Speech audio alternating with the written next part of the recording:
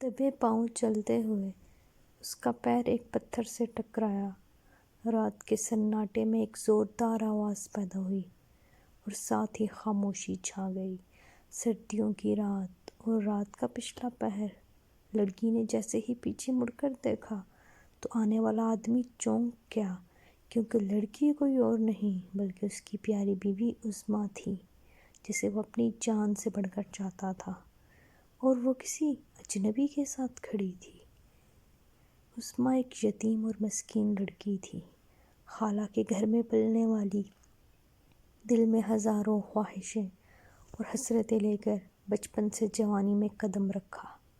خوبصورت اور خوبصیرت ہونے کی وجہ سے کافی اچھے اچھے رشتے آئے، لیکن ہر ایک کو یہ کہہ کر ٹھکرا دیا جاتا کہ چچا زاد سے رشتہ طے ہے، اور چچا زاد بھی وہ جس کو کبھی بچپن میں عظمیٰ کے پلے باندھا گیا تھا اور جسے ماں باپ کے مرنے کے بعد عظمیٰ نے کبھی نہ دیکھا تھا، کیونکہ وہ خالہ کے گھر آ گئی تھی۔ خیر، جب شادی کی عمر آئی تو معلوم ہوا کہ چچا زاد تو کسی اور لڑکی کو پسند کرتا ہے اور شادی بھی وہیں کرے گا۔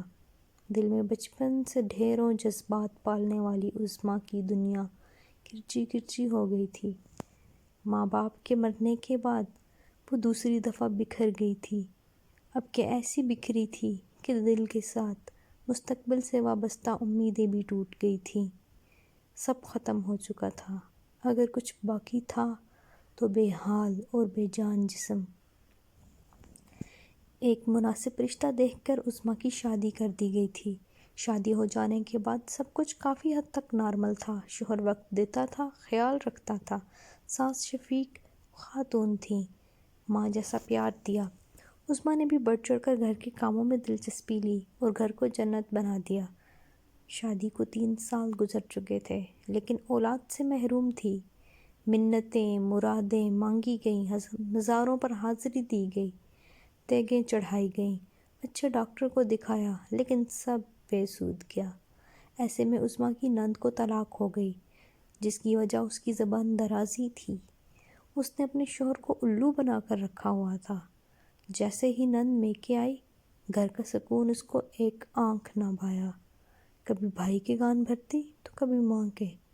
جب ان کے کانوں پہ جوں نہ رنگی تو نند کا رخ بھاوچ کی طرف ہو گیا، اور اس کے کرتوتوں نے آج یہ دن دکھایا کہ خضر نے اپنی بیوی کو رات کے اس پہر ایک اجنبی شخص کے سامنے دیکھا۔ عظمیٰ بالکل پرسکون تھی اور خضر کے سامنے پوری زمین گھوم گئی تھی، جبکہ وہ اجنبی خضر کو دیکھتے ہی بھاگ کھڑا ہوا۔ گھر میں ایک طوفان برپا ہو گیا تھا۔ عظمیٰ نے یار بنا رکھا ہے، عظمیٰ کا یار ملنے آیا ہے۔ شکل معصوم، کرتوت کافر۔ نند نے تو باقاعدہ رونا شروع کر دیا تھا۔ ساس سسر ایک طرف زبان گنگ کیے کھڑے تھے۔ عظمیٰ جیسے ہی اپنی صفائی دینے کے لیے بولنا شروع کرتی، نند سینے پر دھوتڑ مار کر رونا شروع کر دیتی اور اسے چپ کرا دیتی۔ شور و غوغا اور رونا پیٹنا سن کر محلے والے بھی آ گئے۔ مرد عورتیں خدا نخواستہ یہ سمجھ بیٹھے کہ کوئی مر گیا ہے۔ اسی اثنا میں ایک سمجھدار عورت آگے بڑھی، نند کو چپ کرایا اور عظمیٰ کی طرف بڑھی۔ عظمیٰ، یہ سب کیا ماجرا ہے؟ خالہ، میں نے یہ سب نہیں کیا۔ لیکن ہوا کیا ہے، پتہ تو چلے۔ رات کے اس پہر پیاس کی شدت سے میری آنکھ کھلی تو کوثر باجی کو صحن میں ٹہلتے ہوئے پایا۔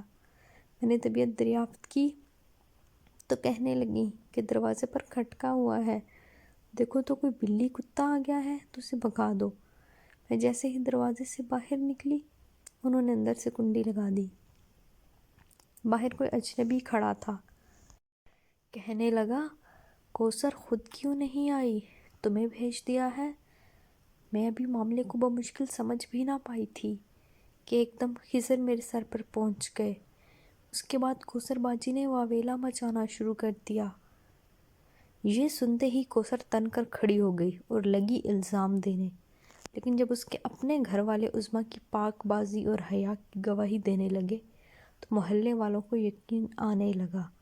خضر اپنی بہن سے دل برداشتہ ہو چکا تھا، وہ اس کو خواتین کے ہاسٹل میں چھوڑ آیا۔